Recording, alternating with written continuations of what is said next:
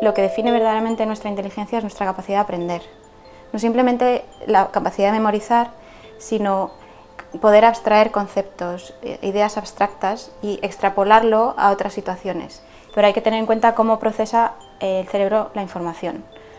Por un lado tenemos la información que entra por los órganos de los sentidos, la visual, la olfativa, la táctil, etcétera, etcétera. Además, a todo eso hay que sumar un componente muy importante que muchas veces no se tiene en cuenta, que es la atención. Porque estamos recibiendo información sensorial constantemente, pero solamente prestamos atención a un pequeño porcentaje de ella que consideramos que es relevante. Y luego hay una tercera capa, que es el componente afectivo de la situación, del aprendizaje, etcétera, que solo determina un sistema muy antiguo en nuestro cerebro, que es el sistema límbico. La inteligencia reside en cómo está conectado nuestro cerebro y nuestra capacidad de respuesta, y esa es nuestra inteligencia.